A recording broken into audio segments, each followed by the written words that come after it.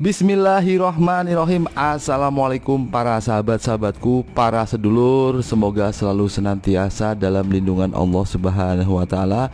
Semoga diberikan kelimpahan rezeki, semoga diberikan kesehatan, semoga diberikan umur yang panjang, semoga diberikan kebahagiaan oleh Allah Subhanahu wa ta'ala. Amin ya Allah ya Rabbal alamin. Para sahabat-sahabatku, para sedulur, jika berkenan dimohon untuk klik subscribe di bawah ini. Terima kasih banyak para sahabat-sahabatku, terima kasih banyak para sedulurku telah mensupport perkembangan saya. Semoga Gusti Allah Subhanahu wa ta'ala memberikan keberkahan dan kebaikan kepada para sahabat-sahabatku semua sekalian. Amin ya Allah ya Rabbal alamin. Para sedulurku, para sahabat-sahabatku, pada kesempatan kali ini saya akan mencoba membawakan sebuah kisah dan tema yang menarik, yaitu tentang kisah karomah dari waliullah. Ada seorang waliullah, tokoh ulama dan tokoh terkemuka dari daerah Pandeglang, Banten. Beliau bernama Abuya Muhammad Dimyati bin Muhammad Amin Al-Bantani. Beliau dilahirkan di daerah Pandeglang pada tanggal 7 Februari tahun 1930 Masehi. Ayah beliau adalah seorang tokoh ulama yang bernama Muhammad Amin Al-Bantani. Kemudian ibu beliau bernama Hajah Ruqoyah. Abuya Dimyati adalah seorang tokoh ulama yang sangat terkemuka. Beliau dikenal sebagai paku bumi daerah Banten dan juga Indonesia. Banyak yang berpendapat bahwa segala macam bentuk sikap dan perilaku dari Abuya Dimyati ini adalah mencerminkan sikap dan keilmuan beliau yang sangat tinggi. Beliau adalah seorang ulama yang secara istiqomah selama 40 tahun lamanya beliau ini membaca ayat suci Al-Quran dan berzikir. Dan bahkan menurut Kiai Haji Farid Asarwadar, itu ketika bulan Ramadan beliau itu melaksanakan sholat taraweh dimulai dari jam 9 malam sampai setengah 5 pagi dengan membaca sehatamnya Al-Quran. Jadi pada saat bulan Ramadan setiap malam itu beliau itu khatam Al-Quran. Kebiasaan Abuya Dimyati ini sudah dijalani oleh beliau selama 40 tahun lamanya. Pada saat beliau wafat, yaitu pada tanggal 3 Oktober tahun 2003, pasca wafatnya Abuya Dimyati, maka alam di daerah Pandeglang, Banten ini kian bersedih. Bahkan selama 7 hari 7 malam ini itu hujan tidak berhenti. Seolah-olah alam juga ikut bersedih dengan kepergian Abuya Dimyati ini. Banyak sekali karomah yang dimiliki oleh waliullah Abuya Dimyati ini. Berikut saya rangkum beberapa karomah dari Abuya Dimyati. Karomah yang pertama, transfer ilmu dalam sekejap. Pada saat itu Abuya Dimyati berguru kepada Mama Tubagus Ahmad Bakri As-Sampuri, atau yang biasa dikenal dengan nama Mama Bakri atau Mama Sempur, di pesantrennya yang berada di daerah Purwakarta. Pada saat itu Abuya Dimyati berguru kepada Mama Sempur itu bersama dengan salah seorang tokoh besar juga dari daerah Banten yang bernama Abuya Bustomi. Jadi Abuya Dimyati dengan Abuya Bustomi itu pernah mesantren bareng, yaitu sama-sama belajar ke Mama Sempur atau Mama Bakri ini. Kemudian singkat kata, pada suatu hari di saat Mama Bakri itu sedang memberikan tausiah atau kajiannya di sebuah majelis. Pada saat itu dihadiri oleh banyak para santri-santrinya. Kemudian Mama Bakri memberikan tausiahnya, kemudian memberikan wejangannya. Kemudian di tengah-tengah ceramahnya, tiba-tiba saja Mama Bakri ini kemudian berkata, "Wahai para murid-muridku, wahai para santri-santriku, semuanya dimohon untuk keluar dari tempat ini kecuali Jang Idin." Jadi Jang Idin ini itu adalah nama panggilan dari Abuya Dimyati. Akhirnya seluruh santrinya itu keluar dari majelis tersebut. Tinggallah satu orang, yaitu Jang Idin atau Abuya Dimyati ini. Kemudian Mama Bakri berkata kembali, "Wahai Jang Idin, saya ijazahkan seluruh amalan-amalan, seluruh ilmu pengetahuan dari kitab-kitab yang telah saya pelajari seumur hidup saya kepada engkau." Kemudian tiba-tiba saja keajaiban pun terjadi, seolah-olah seperti adanya transfer knowledge atau transfer ilmu pengetahuan dari Mamak Bakri kepada Abuya Dimyati. Jadi seluruh keilmuan yang dimiliki oleh Mamak Bakri pada saat itu sudah diberikan kepada Abuya Dimyati. Jadi seolah-olah seperti kita mengcopy sebuah file dari komputer yang satu dipindahkan kepada komputer yang lain. Dalam waktu yang begitu cepat, dalam waktu yang sekejap, itu tiba-tiba saja Abuya Dimyati ini bisa menguasai banyak kitab-kitab yang sebelumnya telah dipelajari oleh Mamak Bakri. Subhanallah, ini adalah sebuah hal yang sangat ajaib. Kalau menurut akal sehat dan akal logika, maka bagaimana mungkin ketika kita belajar kepada orang lain itu seperti tanpa ada pembelajaran yang lebih banyak, dengan mengucapkan Bismillahirrahmanirrahim tiba-tiba saja berpindah keilmuannya itu bisa dikuasai semua oleh muridnya.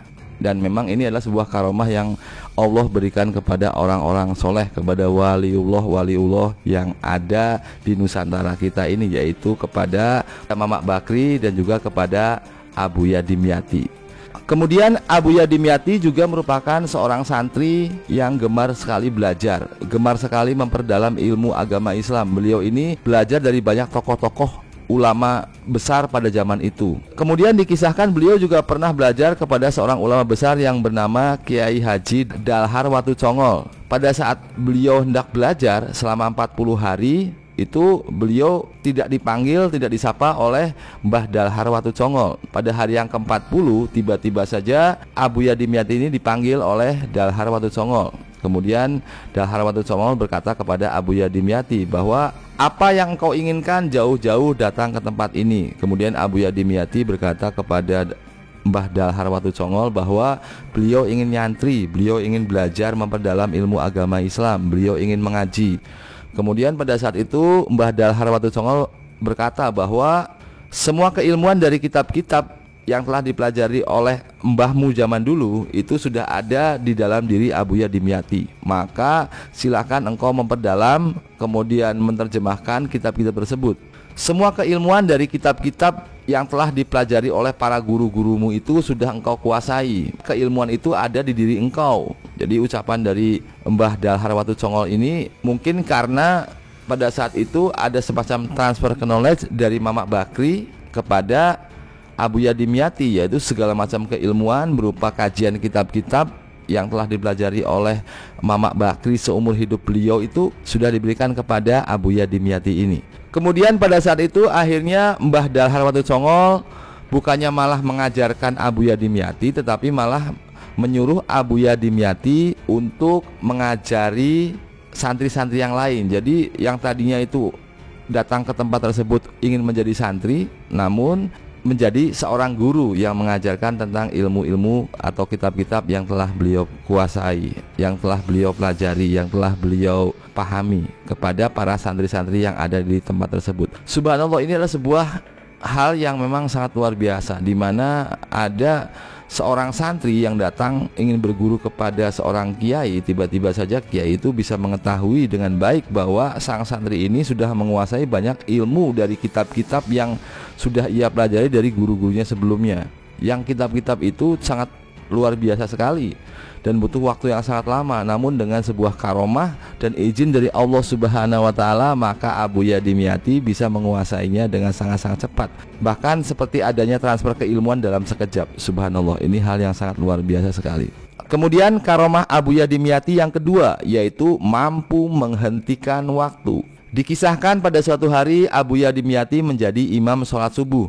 Biasanya ketika beliau menjadi imam sholat subuh, bacaan yang dibaca pada rakaat pertama itu adalah surat At-Takasur. Kemudian pada rakaat kedua itu adalah surat An-Nas, yaitu surat-surat yang pendek, sehingga para makmumnya tidak menunggu sholat begitu lama. Namun pada saat itu berbeda dengan kebiasaan Abuya Dimyati sebelumnya. Pada saat itu ketika beliau menjadi imam sholat subuh, Abuya Dimyati itu membaca surat-surat yang sangat panjang. Pada rakaat pertama beliau membaca surat Yasin. Kemudian pada rakaat kedua beliau membaca surat Al-Mulk.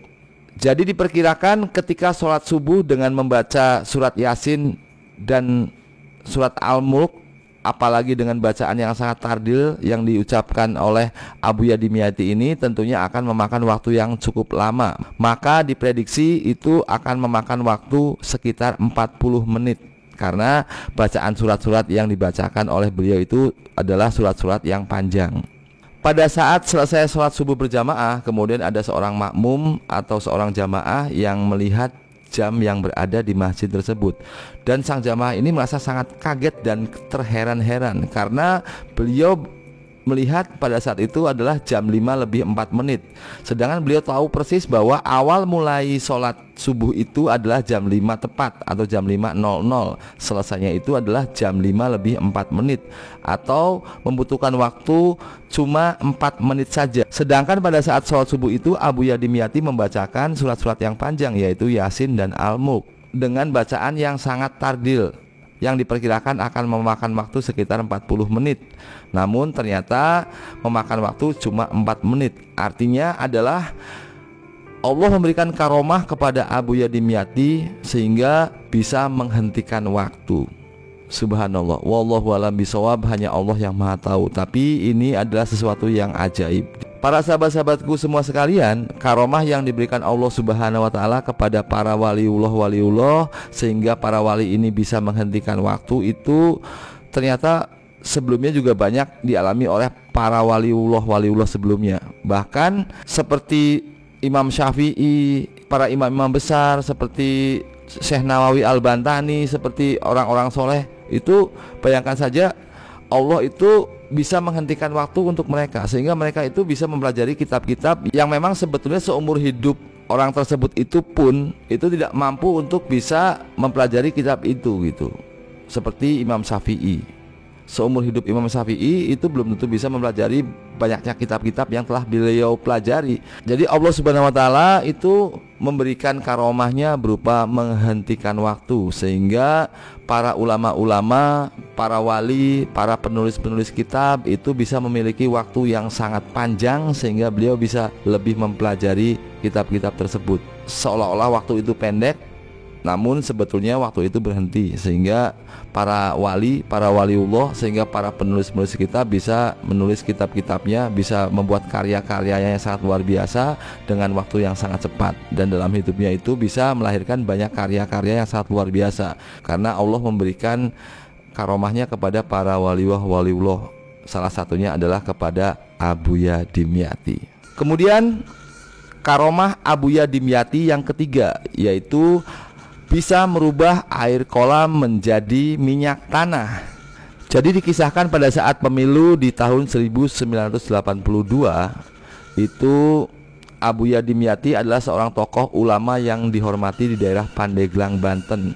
Kendati secara formal Abuya Dimyati tidak berpihak atau tidak menjadi anggota kepartaian atau pengurus Partai P3, tetapi banyak umat Islam dan pengurus P3 itu sangat menghormati Abuya Dimyati dan bahkan sering menjadikan Abuya Dimyati ini sebagai penasehat dari Partai P3 ini, sehingga hal tersebut itu membuat Abuya Dimyati sering dimintai nasihat dan pendapatnya untuk kemaslahatan atau kebijakan di Partai P3, sehingga membuat orang-orang Islam di daerah Banten itu sangat militan sekali untuk memperjuangkan P3, sehingga hasil suara dari Partai P3 ini menang dengan sangat-sangat mutlak di daerah Pandeglang, Banten.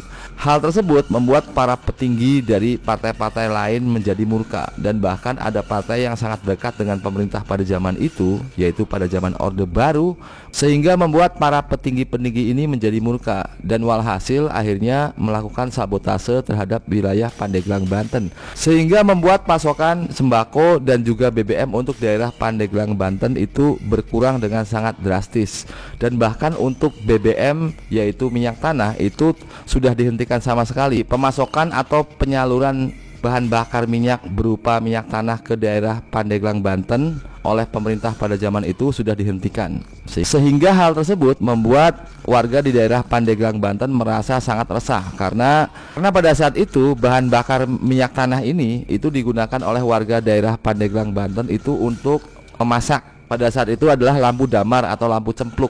Jadi tanpa adanya bahan bakar minyak tanah ini membuat warga di daerah Pandeglang, Banten itu merasa sangat resah. Akhirnya beberapa tokoh masyarakat, beberapa tokoh dari Partai P3 kemudian mendatangi Abuya Dimyati dan meminta saran kira-kira solusinya bagaimana untuk mengatasi permasalahan kelangkaan minyak tanah ini di daerah Pandeglang, Banten. Kemudian Abuya Dimyati menginstruksikan atau menyarankan kepada masyarakat yang berada di daerah Pandeglang, Banten agar mengambil air kolam mereka kemudian digunakan menjadi pengganti bahan bakar minyak tanah.